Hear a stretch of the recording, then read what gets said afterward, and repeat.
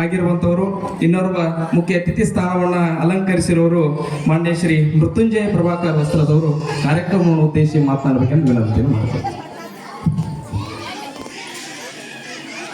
ವೇದಿಕೆ ಮೇಲೆ ಆಸೀನರಾದಂಥ ಗುರುಗಳ ಪಾದಾರವಿಂದರಿಗೆ ನಮಸ್ಕರಿಸಿ, ವೇದಿಕೆ ಮೇಲೆ ಎಲ್ಲರಿಗೂ ನಮಸ್ಕರಿಸಿ, ನಮ್ಮ ಊರಿನ ಗುರು ಹಿರಿಯರಿಗೆ ನಮಸ್ಕರಿಸಿ.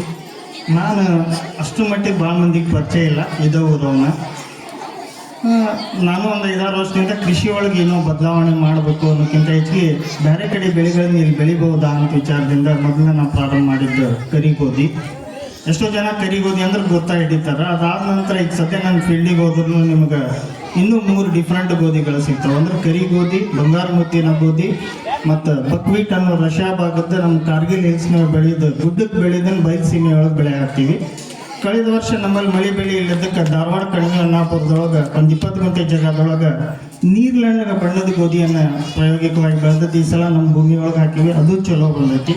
ಇಷ್ಟ ಇವೇನದಾವ ಅಂದ್ರೆ ಆರೋಗ್ಯಕ್ಕೆ ಅಂದ್ರೆ ಸಕ್ಕರೆ ಕಾಯಿಲೆಗೆ ಇದ್ದವ್ರಿಗೆ ಒಂದು ಸ್ವಲ್ಪ ಅದರೊಳಗೆ ಗ್ಲೂಟನ್ ಇರಲಿಲ್ಲ ಅನ್ನೋ ಒಂದು ಕಾರಣದಿಂದ ಅನುಕೂಲಕರವಾದಂಥ ಆಹಾರ ಪದ್ಧತಿ ಅಳವಡಿಸಿಕೊಳ್ಳಿಕ್ಕಿದೆ. ಬಕ್ವೀಟ್ ಅನ್ನೋದೊಂದು ಹಾರ್ಟ್ ಅಥವಾ ಹೃದಯದ ಕಾಯಿಲೆಗೆ ಸ್ವಲ್ಪ ಹತೋಟಿಗೆ ತಂದು ಬ್ಲಾಕೇಜ್ ಕ್ಲಿಯರ್ ಮಾಡುತ್ತೆ ಅನ್ನೋ ಸಂಬಂಧ ಸದ್ಯದಲ್ಲಿ ಸ್ಟಾರ್ಟಪ್ ಅಂದ್ರೆ ಪ್ರಾರಂಭಿಕ ಹಂತದಲ್ಲಿ ಬೆಳೀತಾ ಮುಂದೆ ಇದನ್ನೊಂದು ದೊಡ್ಡ ಮಟ್ಟಕ್ಕೆ ಒಯ್ಬೇಕನ್ನೋ ಆಶೆಯಿಂದ ಈ ಕೃಷಿ ಮಾಡತ್ತೀನಿ. ಇದಲ್ದೇ ಇವತ್ತು ಮಂಜುನಾಥ್ ಸರ್ ಹೇಳಲಿಲ್ಲ, ಆದರೆ ನಮ್ಮ ಊರು, ನಮ್ಮ ಜನ, ನಮ್ಮ ಹೆಮ್ಮೆ ಅನ್ನೋದಕ್ಕೆ ಇದೇ ಊರಿಂದ ಈ ನಾಳೆ ಬರುವಂಥ 23, 24, 25 ಬೆಂಗಳೂರಿನಲ್ಲಿರುವ ಅಂತಾರಾಷ್ಟ್ರೀಯ ಸಿರಿಧಾನ್ಯ ಸಾವಯವ ಕೃಷಿ ಮೇಳ ಹಾಗೂ ಅದರಲ್ಲಿ ದೇಶಿ ಬೀಜಗಳ ಸಂರಕ್ಷಣೆಗಾಗಿ 15 ಜಿಲ್ಲೆಯಿಂದ ರೈತರನ್ನ ಆಯ್ಕೆ ಮಾಡಿದ್ದಾರೆ.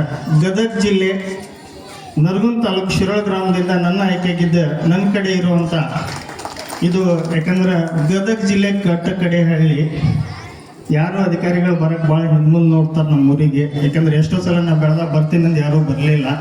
ಬಟ್ ಇದನ್ನು ನೋಡಿದ್ರೆ ನನಗೂ ಹೆಮ್ಮೆ ಅನಿಸ್ತೈತೆ. ಯಾಕಂದ್ರೆ ನಾನಲ್ಲಿ ನಮ್ಮೂರು ಮಣ್ಣಾಗಿರುವಂತಹ ಬೆಳೆದಂಥ ಅದು ನನ್ನ ಸಾಧನೆ ಅಲ್ಲ, ಈ ಊರ ಮಣ್ಣು ಏನೈತಿ ಅದರೊಳಗಿರುವಂಥ ಶ್ರೇಷ್ಠತೆಗೆ ಸಿಗುವ ಗೌರವ ಅಂತ ನಾನು ತಿಳ್ಕೊಂಡಿದ್ದೀನಿ. ಇಲ್ಲಿ ಕರಿಕಡ್ಲಿ ಹಿಂದಿತ್ತು, ಕಮ್ಮಿಯಾಗಿತ್ತು, ಅದನ್ನಲ್ಲಿ ಪ್ರದರ್ಶನಕ್ಕೆ ಇಡ್ತಾ ಇದ್ದೀವಿ. ಮಲೆನಾಡು ಭಾಗದ ಕರಿ ಹೆಸರನ್ನು 2 ವರ್ಷದ ಹಿಂದೆ ನಾನು ಹಾಕಿದ್ದೆ, ಅದು ಈ ಮಣ್ಣಿಂದ ಇದನ್ನು ಪ್ರದರ್ಶನಕ್ಕೆ ಇಡ್ತಾ ಇದ್ದೀನಿ. ಎಷ್ಟೋ ಹೊಲದಲ್ಲಿ ಕಣ್ಮರೆ ಆದಂಥ ಸೌತಿ ಹಣ್ಣು, ಕೆಕ್ಕರ ಹಣ್ಣು, ಅದರ 1 kg ಬೀಜಗಳನ್ನ ಪ್ರದರ್ಶನಕ್ಕೆ ಇಡ್ತಾ ಇದ್ದೀನಿ. ಇದ್ರ ಕೂಡ ನಾ ಬೆಳೆದಂಥ 4 ಗೋಧಿಗಳನ್ನ ಪ್ರದರ್ಶನಕ್ಕೆ ಇಡ್ತಾ ಇದ್ದೀನಿ. ಇದೆಲ್ಲ ಕಾರಣ ಏನು ಅಂತಂದ್ರೆ ಒಂದ ಮಾತನಾಗ ಹೇಳ್ಬೇಕಂದ್ರೆ ನಮ್ಮೂರು ಒಂಥರ ಕಲ್ಯಾಣದ ಶರಣರ ನಾಡಿದ್ದಂಗೆ. ಯಾಕಂದ್ರೆ ಇಲ್ಲಿ ಜಾತ್ಯತೀತನೂ ಇಲ್ಲ, ಪಕ್ಷಾತೀತನೂ ಇಲ್ಲ. ನಮ್ಮನ್ನು ಬೆಳೆಸುವಂತಹ ಇಂತಹ ಮಠಗಳಿದ್ರೆ ಗುರುವಿನ ಆಶೀರ್ವಾದ. ಯಾಕಂದ್ರೆ ಒಂದು ಕಡೆ ನಮ್ಮ ಒಕ್ಕಲಿಗ ಮುದ್ದಣ್ಣನ ವಚನ ನೆನಪಾಗುತ್ತೆ, ಪೃಥ್ವಿ ಎಂಬ ಲಿಂಗದ ಮೇಲೆ ಗುರುವಿನ ಆದೇಶದ ನೇಗಿಲನ್ನು ಹೂಡಿದರೆ. ಅಂದ್ರೆ ಕಲ್ಯಾಣದ ಶರಣರೊಳಗೆ ಇರುವಂತಹ ತತ್ವ ಸಿದ್ಧಾಂತವನ್ನ, ಯಾಕಂದ್ರೆ ಕಾಯಕ ಅನ್ನೋದ್ರಲ್ಲಿ ಎಲ್ಲರೂ ವಿವಿಧ ಕಾಯಕಗಳಲ್ಲಿದ್ರೆ ನಾನು 3 ಕಾಯಕ ಅದಾವ.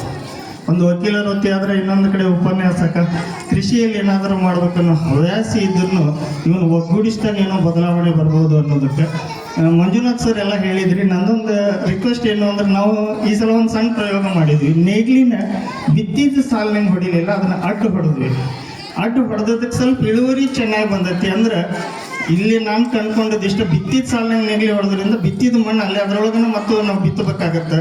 ಅಡ್ಡ ಸಾಲು ಹೊಡೆದ್ರೆ ಎಡಕಲ್ದು ಬಲ್ಕಲ್ದು ಮಣ್ಣು ಚಿಲ್ಲಾಪಿಲ್ಲಿಯಾಗಿ, ಅಂದ್ರೆ ಮಲ್ಚಿಂಗ್ ಅನ್ನೋ ಥರ ಕರೆಕ್ಟಾಗಿ ನಾವು ಬಿತ್ತಿದಂಥ ಬೀಜಕ್ಕೆ ಒಂದು ಹೊಸ ಮಣ್ಣು ಸಿಕ್ಕಂಗಾದ್ರೆ ಇಳುವರಿ ಹೆಚ್ಚಿಗೆ ಬರ್ಬೋದು. ಒಂದು ಸಣ್ಣ ನನ್ನ ಅಭಿಪ್ರಾಯ ಇದೆ ಅಷ್ಟೇ. ಇದನ್ನು ಪ್ರಾಯೋಗಿಕವಾಗಿ ಮಾಡಿದ್ದೀವಿ, ಸ್ವಲ್ಪ ಇಳುವರಿ ಬದಲಾವಣೆ ಕಂಡೈತಿ. ಈ ರೀತಿ ಮಾಡ್ಕೊಂಡು ಹೋಗೋದ್ರಿಂದನೂ ಅಂದರೆ ಕೇವಲ ನಾವು ಕೆಮಿಕಲ್ ಸ್ಪ್ರೇನ ಅಂತಲ್ಲ, ಕಲ್ಟಿವೇಶನ್ ಏನು ಹೇಳ್ಬೇಕು ಅನ್ನೋದಕ್ಕೆ ಒಂದು ಮಾತು ಹೇಳಿದೆ.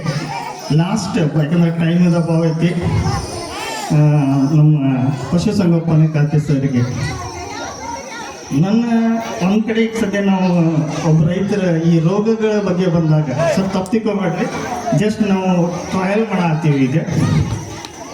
ಈಗ ನಾವಂತೂ ಇಲ್ಲಿ ತನಕ ಬೆಳಿಬೇಕನ್ನೋರು ಹೆಚ್ಚು ಕಡಿಮೆ ನಮ್ಮ ತಿಳುವಳಿಕೆ ಬರ್ತಾನೆ ಯಾವ ರೋಗ ರುಜಿನಗಳು ನಮಗೆ ಬಂದಿಲ್ಲ, ನೆಗಡಿ, ಕೆಮ್ಮು, ಜ್ವರ ಬಿಟ್ಟು.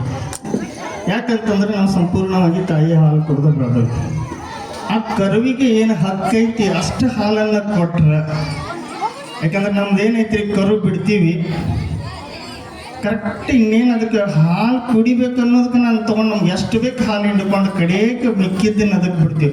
ಅದರ ಪಾಲು ನಾವೇನಾದ್ರು ಕರುವಿಗೆ ಕೊಟ್ವಿ ಅಂದ್ರೆ ಕರುವಿನ ಬೆಳೆಯುವ ಹಂತದಲ್ಲಿನೇ ಅದಕ್ಕೆಲ್ಲ ರೋಗ ನಿರೋಧಕ ಶಕ್ತಿಗಳು ಬಿಟ್ಕೊಂಡ್ರೆ ಒಂದು ಆರೋಗ್ಯವಂತ ಹಸು. ಯಾಕಂದ್ರೆ ಇದನ್ನು ಯಾಕೆ ಕಂಪ್ಯಾರಿಸನ್ ಕೂಡ ಆಗ್ತೀನಿ ಅಂದ್ರೆ ಸಾಕು ಪ್ರಾಣಿಗಳಿಗೆ ನೋಡಿದ್ರೆ ನಾಯಿ ಒಳಗೆ ಇರೋಗಿಲ್ಲ, ಬೆಕ್ಕಿನೊಳಗೂ ಇರೋದಿಲ್ಲ, ಕುರಿಯೊಳಗೆ ಜಾಸ್ತಿ ಕಂಡು ಬರ್ತಾ ಇಲ್ಲ, ಆಡಿನೊಳಗೆ ಜಾಸ್ತಿ ಕಂಡು ಬರ್ತಾ ಇಲ್ಲ.